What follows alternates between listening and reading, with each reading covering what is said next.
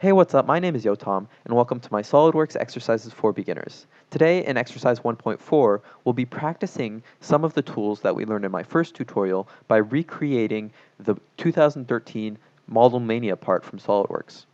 So before I get started, I always like to look at the sketch and figure out how I'm going to approach this part. This one's pretty simple to figure out because all the important geometry exists on one plane, so I can create one sketch and then build features off of that sketch. So let's get started. I'll go to my File, New, select Part, OK. And I'm just going to change my units of measurement down here to millimeter gram seconds because that's the units of measurement that are used in the drawing. So to get started, I'll select my top plane, Sketch. I'll select my Circle tool. And you'll notice as I'm sketching the circle, it prompts me to input a value for the size. And that's just something I have set in my preferences. It saves me some time because that way I don't have to go back and select the Smart Dimension tool and enter the dimension afterwards. And this way I can just enter it straight as I'm sketching and it'll add the dimension and it's super convenient. But it's up to you whether or not you'd like to use it. So I'll just create that circle. This one over here is 20 and another one inside that's 15. Create another one of those over here, 20 and 15.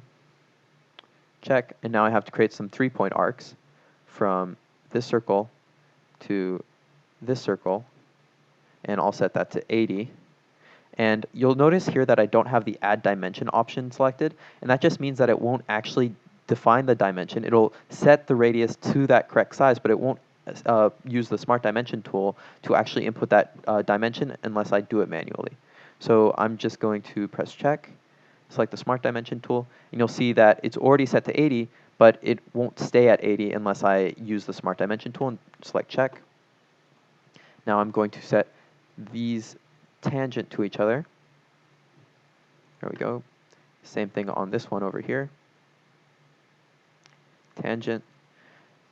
And then I'm going to create another arc from this point to there, set that to 80, check, Smart Dimension,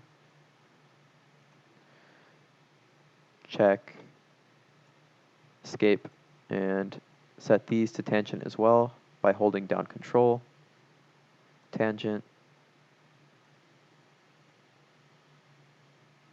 tangent, and one more arc over here. 80, check, Smart Dimension, check, escape, and set these to tangent as well.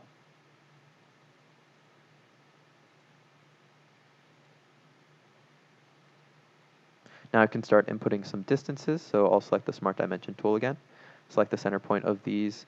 Oops, accidentally got the wrong dimension there. So Smart Dimension tool, select the center point of these two circles, set that to 70 millimeters. This dimension here is 22 millimeters. And this one will be 36.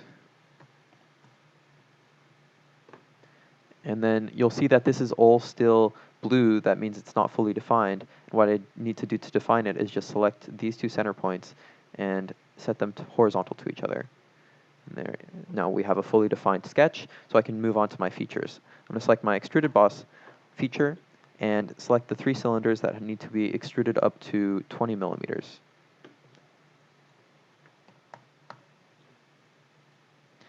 Then I'm going to press on this drop-down menu and show the sketch so that I can extrude the path that goes between them.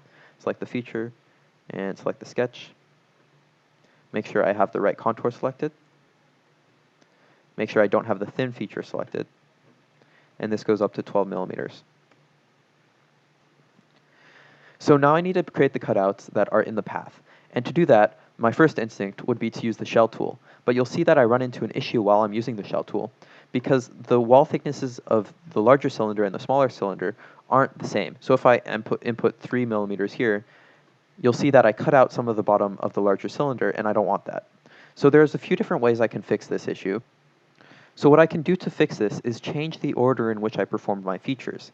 So what I'm going to do is I'm going to delete my first extrude feature to get rid of the cylinders. Just right-click, delete, yes. And then you'll see that I am left with this geometry here. And I want to get rid of these walls that are where the cylinders would sit. So what I'm going to do is I'm going to select this shell tool, right-click it, edit the feature, and select some more faces. All these cylindrical faces here. Check. And then that'll get rid of those walls. And then I can create my extruded feature for the cylinders. Select this sketch. And make sure I have the correct contour selected. And then go up to 20 millimeters. There you go. So that just shows you how important it is to really think about how you're setting up your features and in what order you're performing them. I'm going to go ahead and hide the base sketch. And now I need to create some fillets. So to create fillets, let's check out which edges have to be filleted. And it looks like it's all the edges that have to do with the shell feature. So a super cool thing I can do is just select the shell tool and then select the fillet tool. And you'll see all the edges that need to be filleted get selected. And these fillets are 2 millimeter fillets. And there we go. Press check. And that'll be it for the geometry of this part. It's a pretty quick and easy one. And now if I'd like, I can apply some appearances. So I'm going to right-click this surface, edit appearance of the fillet. And I'm going to set the color to red, just to match the drawing. And I'll do the same for the body, appearance of the body. And I'll set this color to yellow. There we go. And that's it.